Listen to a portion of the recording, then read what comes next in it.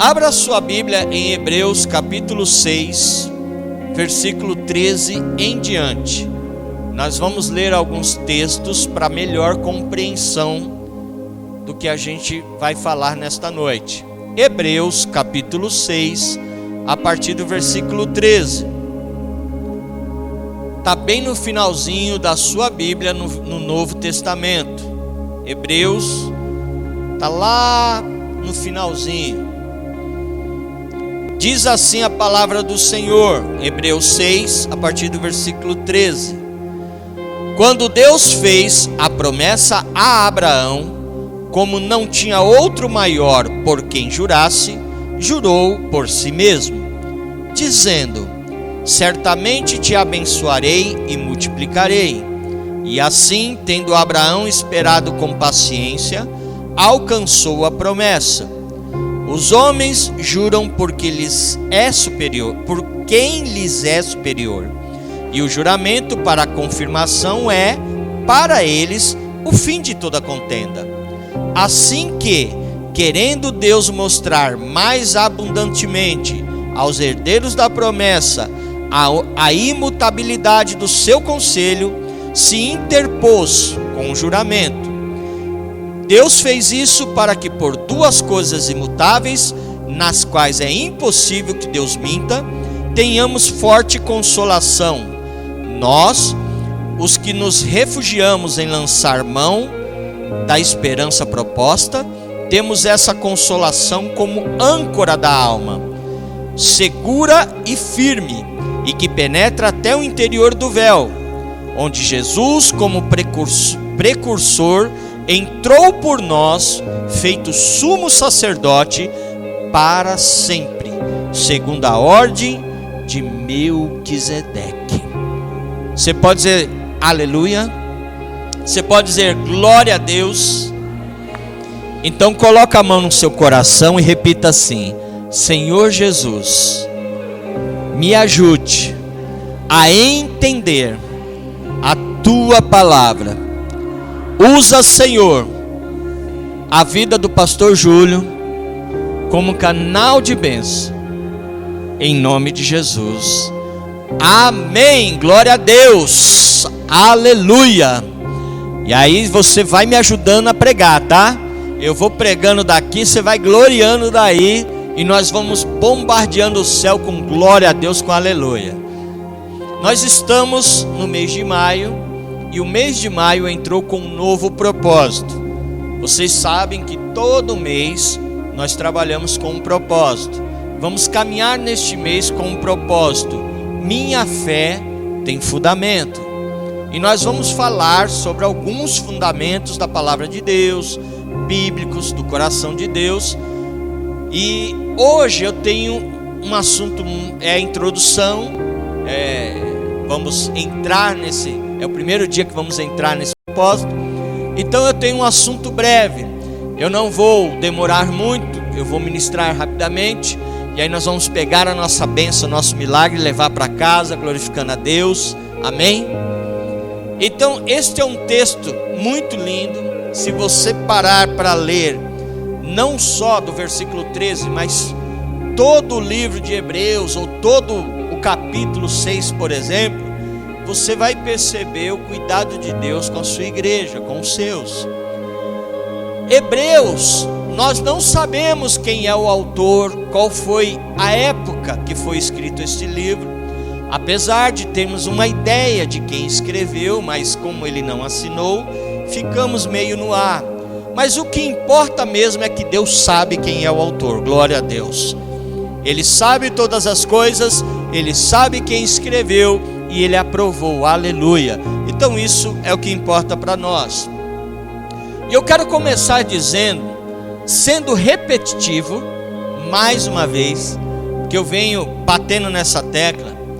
Muitas pessoas gostam de culto de emoção, culto de barulho. Eu também curto um culto de emoção, é bacana, é legal.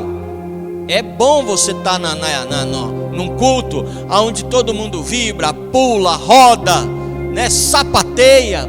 Não é errado, isso é gostoso, isso tem hora que é propícia.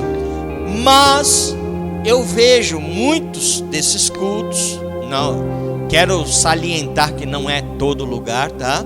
Existem exceções, mas eu vejo muitos lugares onde as pessoas rodam, falam em línguas, profetizam, mas você vai ver a vida da pessoa não muda. A vida da pessoa continua do mesmo jeito. A pessoa patina e não sai do lugar, não transforma. E o que vai mudar, na verdade, a nossa vida é a palavra revelada do Senhor. É esta palavra que muda a nossa vida.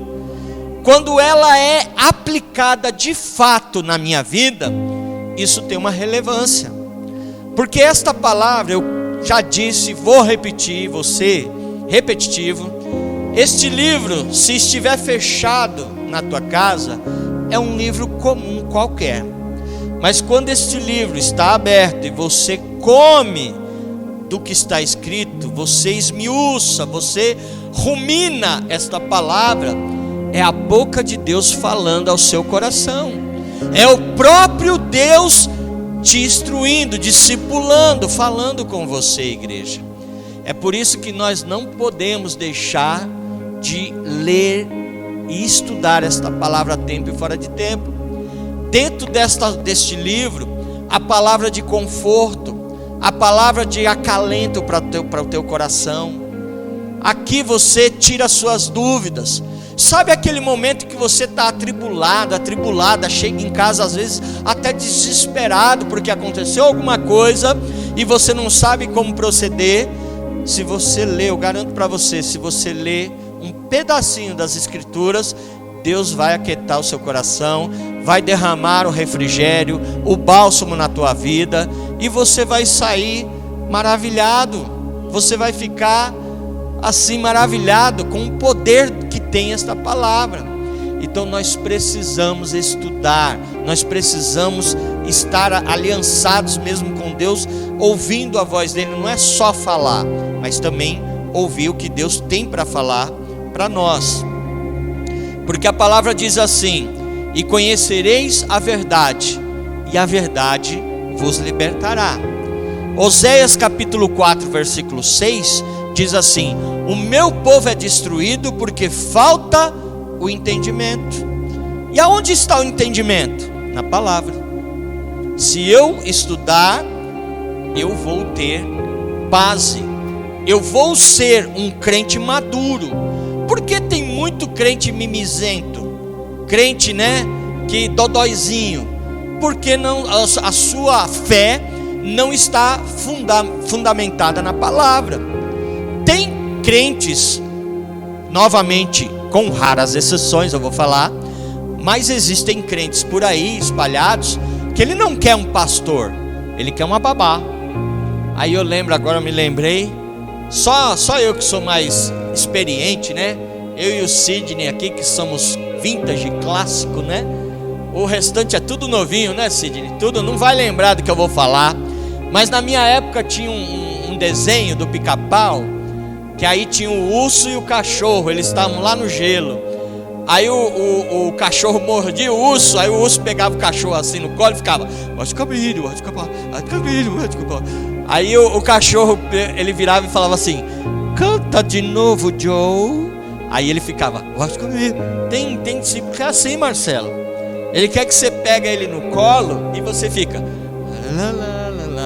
e não é assim. Se você começar a estudar, comer deste livro, começar a entender o que Deus escreveu para você, você não vai só entender esse livro, você vai viver o que está escrito aqui. Você vai entender que tem promessas, tem mais de 8.000 promessas para você aqui dentro. Aleluia! O texto que nós estamos lendo de Hebreus, capítulo 6, fala disso, fala de maturidade cristã. Esse texto de Hebreus 6 fala que devemos ser perseverantes na fé. E eu quero mais para frente finalizar falando um pouquinho de fé. Mas esse texto de Hebreus fala que devemos perseverar na fé. Aqui em Hebreus capítulo 6 mostra que temos um Deus fiel e justo, aleluia. Nós servimos a um Deus fiel e justo, e que a nossa esperança nele não será frustrada. Você pode confiar, depositar sua esperança, porque você não vai ficar no prejuízo da fé, aleluia, glórias a Deus. E ao estudar em casa hoje, eu estava dando uma estudada novamente em Hebreus capítulo 6, e ao estudar, você vai ver palavras, na verdade você vai ver na Bíblia toda as palavras que talvez você não entenda, mas vá no dicionário, o Dr. Google vai te explicar.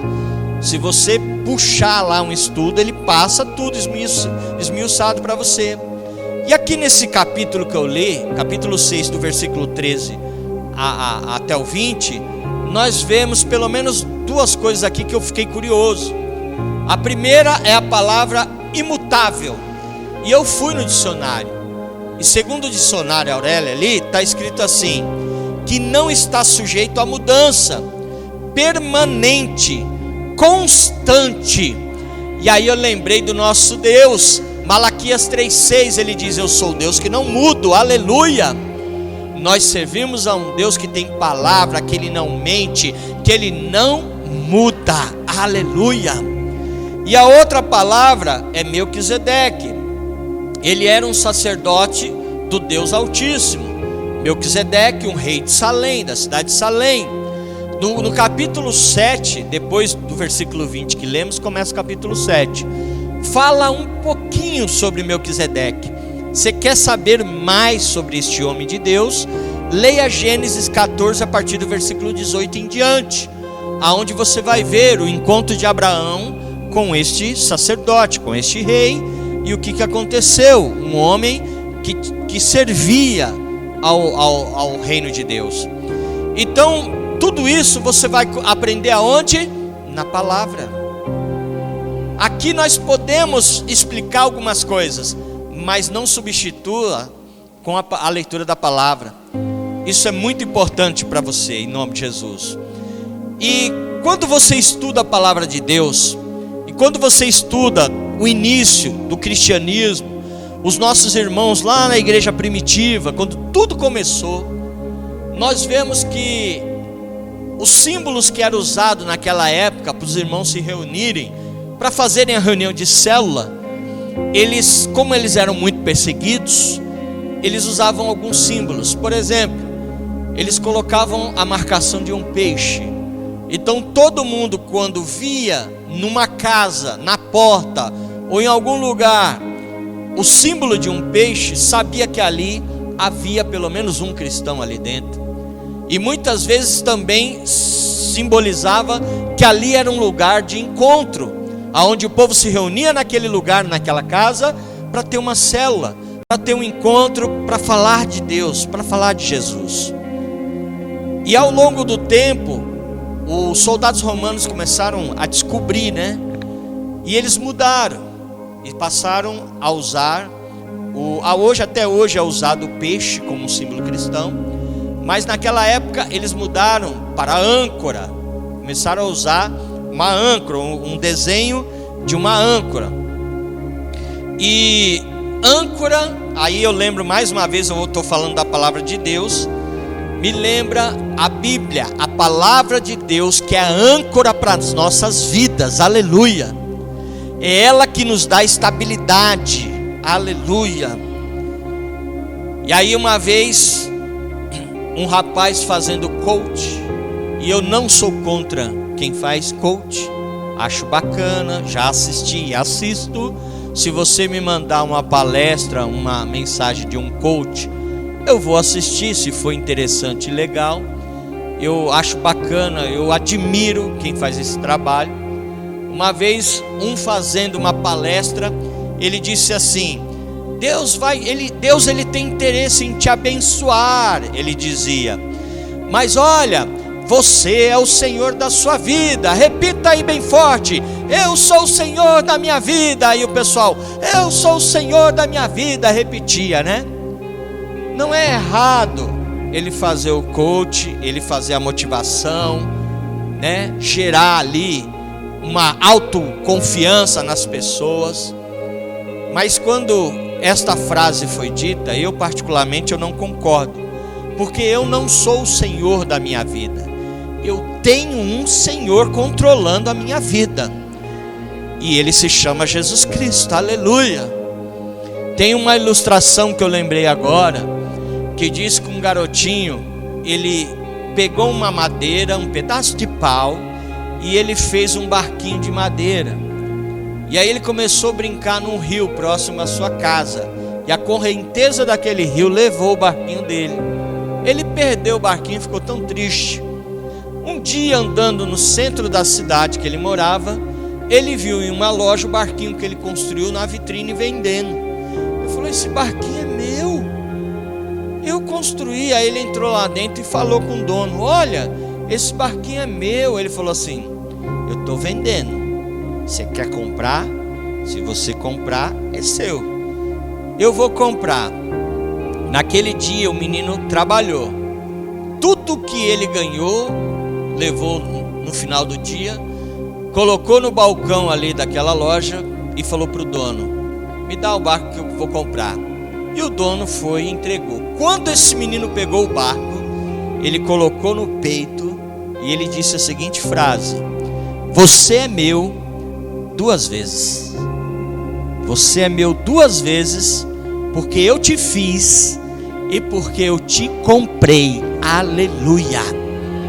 Então você tem um dono que te criou, que te fez, e um dono que te comprou com o sangue precioso dele. Você pode aplaudir Jesus por isso?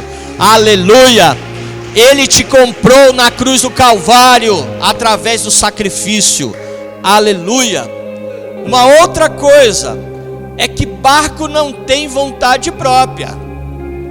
Barco é levado muitas vezes pela onda, mas quando ele tem um capitão, ele é guiado pelo capitão daquele barco. E nós temos um capitão, aleluia.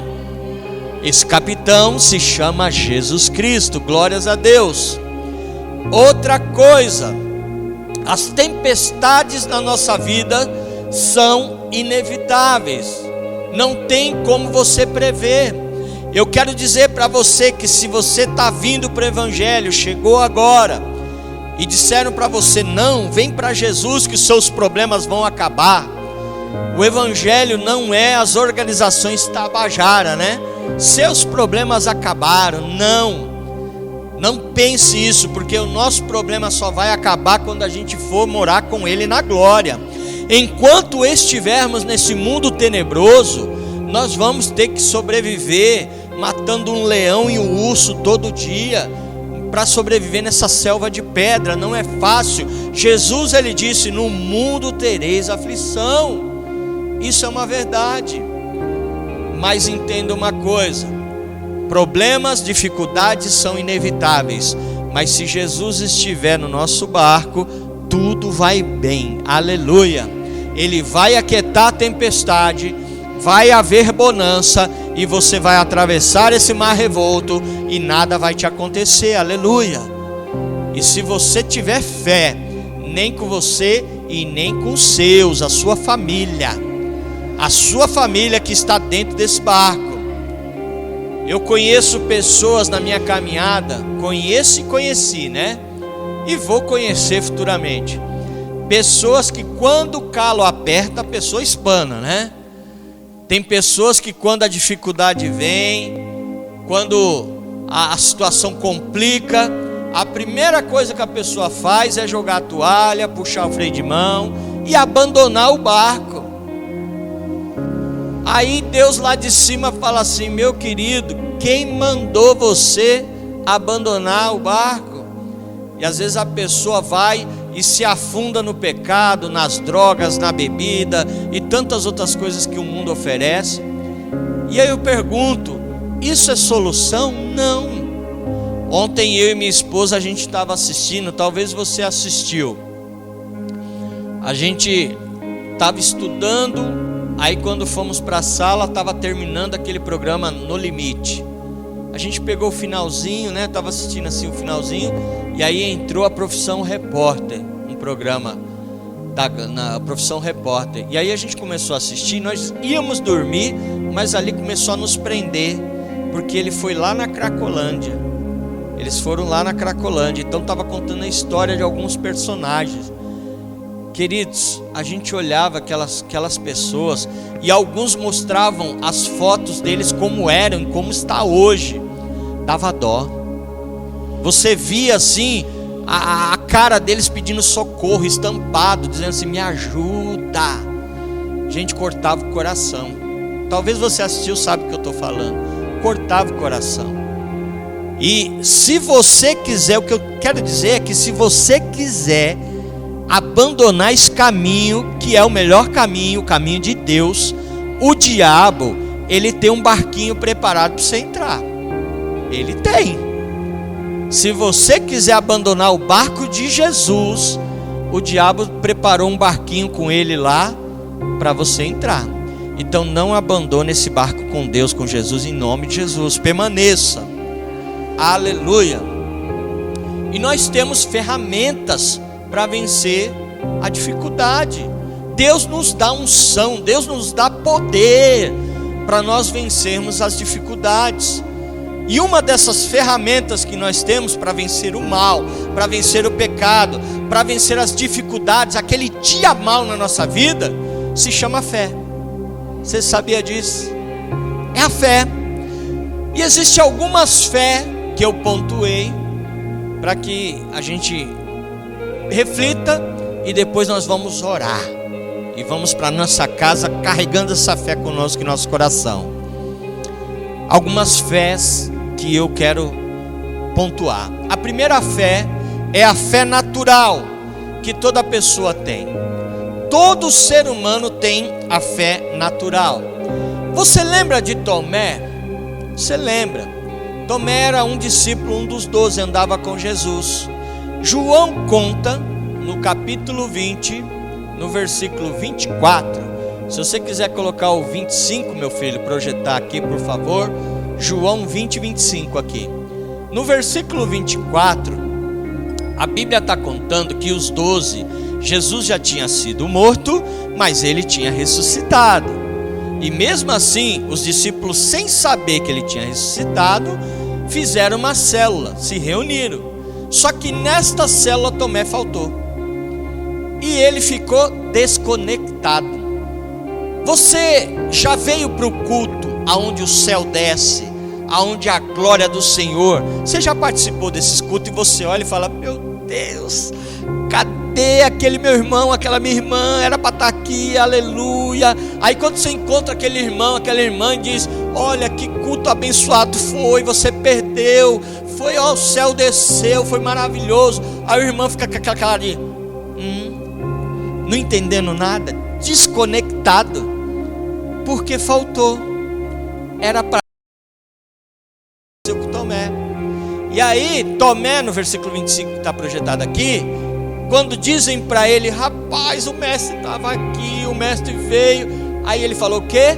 Eu só acredito se eu ver, se eu colocar as mãos nos furos das mãos dele, se eu colocar as mãos na lateral, aí eu vou acreditar. É a fé natural. Obrigado por você ter colocado. É a fé natural. Tem muitas pessoas que a gente conhece nessa caminhada, e vai conhecer também, como eu digo, vai aparecer discípulos que tem essa fé natural, que você fala: vamos lá, rapaz, vai dar certo, você vai conseguir. E a pessoa: não sei não vai não. A pessoa sempre olhando o lado negativo. E Deus nesta noite diz para mim e para você, igreja: saia desta fé natural e comece a entrar no sobrenatural de Deus. Ele quer te levar nesta noite a um outro nível, igreja. Então acredite, creia em nome de Jesus. O segundo tipo de fé é a fé emocional, que alguns confundem com pensamento positivo, e não é. É mais ou menos assim: o time é rebaixado, E aí está fazendo o jogo da vida dele. E acontece um pênalti. E aquele pênalti, se o time fizer o gol, o time não vai ser mais rebaixado.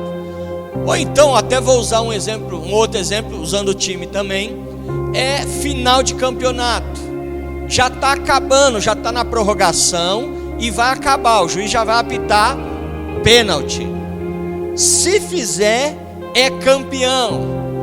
E aí o que acontece? Você vê muito quando você assiste o jogo de futebol, você vê isso que eu estou falando nesse momento, as pessoas na arquibancada fazendo o quê? Isso vai adiantar o quê? Pelo amor de Deus. Isso vai adiantar o quê? Se tiver que fazer, vai fazer. Se não fizer, não vai fazer. Isso é uma fé emocional que muitas pessoas confundem com pensamento positivo. Não, eu estou fazendo uma mandinga aqui, vai dar certo. Não vai. Se tiver que fazer, vai fazer o gol e pronto, acabou, aleluia. Mateus capítulo 9, a partir do versículo 14, fala da cura de um jovem possesso, um jovem mudo. Jesus, ele está no monte. Quando ele desce, encontra um pai desesperado e falando: Senhor, me ajuda, o meu filho, ele está possesso, ele é mudo. Ele se joga no chão, começa a babar. E eu pedi ajuda para os seus discípulos, eles não conseguiram expulsar o demônio que está no meu filho. E aí Jesus fala com o pai: então vamos expulsar. Você crê que isso pode acontecer? Aí ele fala: não, eu creio. Só que, Senhor, tem misericórdia de mim, porque às vezes eu piso na bola. Tem hora que eu não consigo acreditar como eu deveria. É fé emocional. A pessoa está bem, ela tem fé. As coisas começam a acontecer negativas, a fé dela esmurece, a fé dela some. Ela começa a duvidar até se Deus é Deus. Aleluia. Mas não se espante: ah, pastor, só comigo acontece. Não, acontece comigo, acontece com todos nós, porque somos seres humanos. Aconteceu com os grandes homens de Deus da Bíblia. Olha ali João Batista, aonde Jesus deu testemunho falando: dentre os nascidos de mulher não há ninguém maior do que João Batista. Aí João Batista vê Jesus vindo e diz assim: eis o Cordeiro de Deus que tira o pecado do mundo, a qual não sou digno nem de amarrar a sandália dele. Deu testemunho, falou bem de Jesus. Aí lá na frente João Batista é preso por Herodes. O que acontece? João Batista manda 2 discípulos falar com Jesus. E aí os discípulos vão falar assim: João Batista mandou perguntar se é o Senhor mesmo que é o Messias, se é o Senhor mesmo que a gente deve confiar.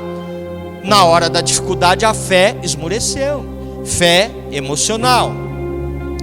Terceiro tipo de fé: fé como fruto do Espírito Santo. Paulo, ele faz uma listagem dos frutos do Espírito Santo. Ele começa falando lá em Gálatas, capítulo 5, a partir do versículo 16, sobre obras da carne. Mas depois no 22 em diante, versículo, ele vai falando sobre os frutos do Espírito.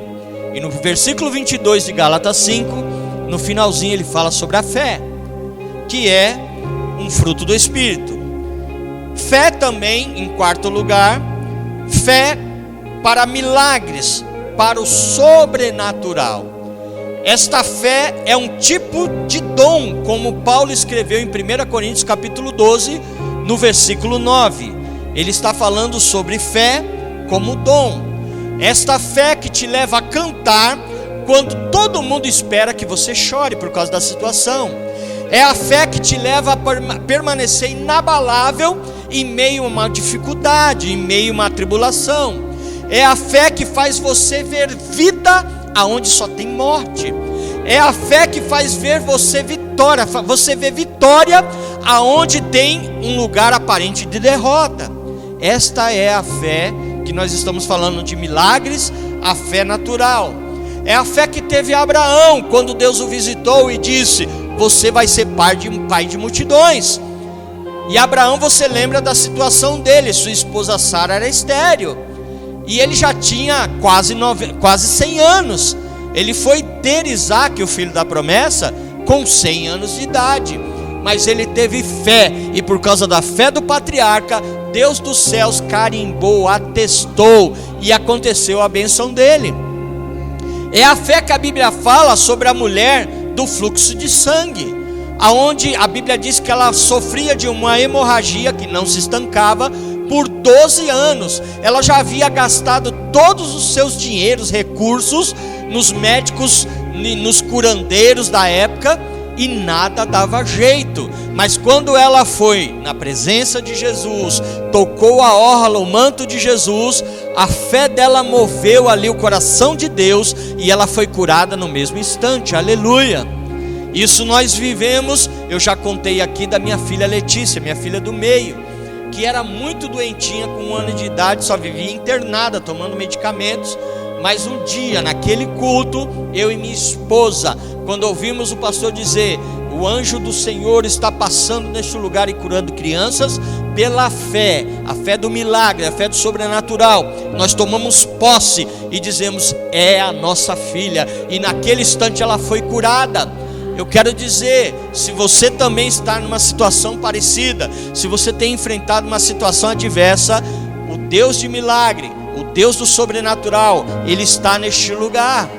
E se você tiver fé, Ele vai mover ao teu favor. Aleluia! Apenas creia. Aleluia! E por último, para nós encerrarmos, e eu creio que a gente vai continuar depois falando ainda sobre esse assunto, mas por último, fé para a nossa salvação.